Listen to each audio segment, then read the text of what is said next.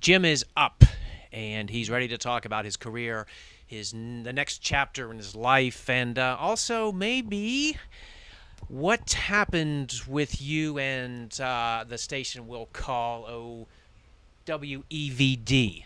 We'll get to that in a little bit. Sure. We will. First, I want to talk about some upcoming things that are going on right now. For instance, my clothing line, Krenn, which will be coming out in the fall. Krenn. This is the look here. It's a look that you can wear in the boardroom and sleep in it. Nobody's done it. Bed to boardroom.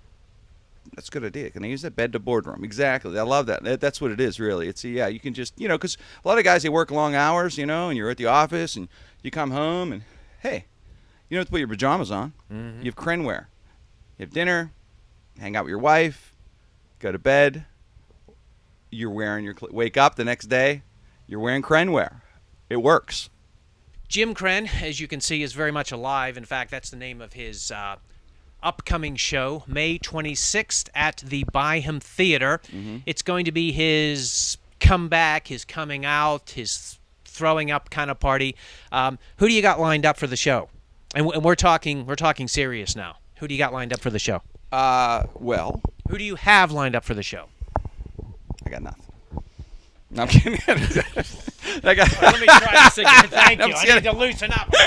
I got nothing. I got nobody. I got nothing. I have calls out to people. No, I'm kidding. I think I got you so far. You're the only one who committed. No, I think I got some horses from South Park.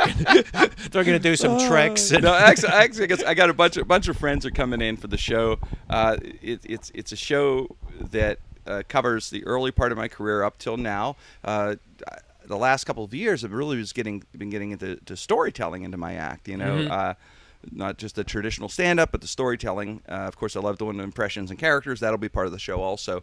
A couple of years ago, I got to do The Moth. I was honored to be asked to do The Moth. Storytelling. The guy. You were on the Moth Radio Hour? Moth Radio Hour, and so wow. I really storytelling show, very popular, very good. I just loved. They were such nice people, and I loved telling. I did an altar boy story, which you know that story, mm-hmm. and I loved telling it in that theater situation. It was cool. So this show is going to be a lot of storytelling, stories from the 24 years on DVE, mm-hmm. everything from Steeler training camps to meeting my friend Joe DiNardo.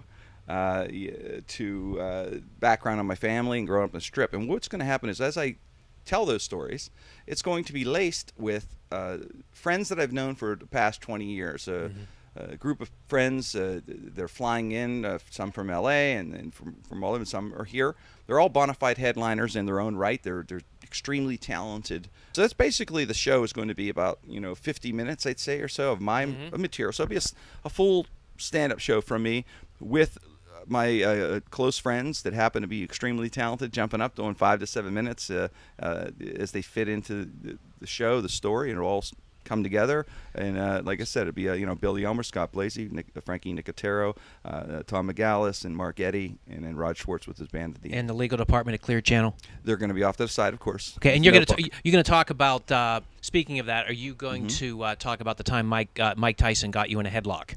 Yes, it's a Super Bowl party. True story. True story. He was. Yes, I could actually give you a quick version. You smelled You smelled Mike Tyson's armpit. He was by himself. He was surrounded by a bunch of bodyguards. No one's talking to him. I break through the crowd. Actually, my buddy Rod was there. He got us tickets to this Maxim party. It had all these stars there and stuff. But I wanted to meet Tyson. So I walked through the crowd, and Rod's like, don't do it. Don't do it. I walk in, and I say, hey, Mike, how are you, man? And he just gives me this bear hug, because what happened was there's a guy on the show, a regular on the show, a brilliant writer from USA Today, John Saraceno, who do the show. Right, John, yeah. And Johnny knows Tyson pretty well, and I just thought that's my in. I said, hey, Mike, I'm friends with John Saraceno. He's on our show, our morning show in Pittsburgh we do.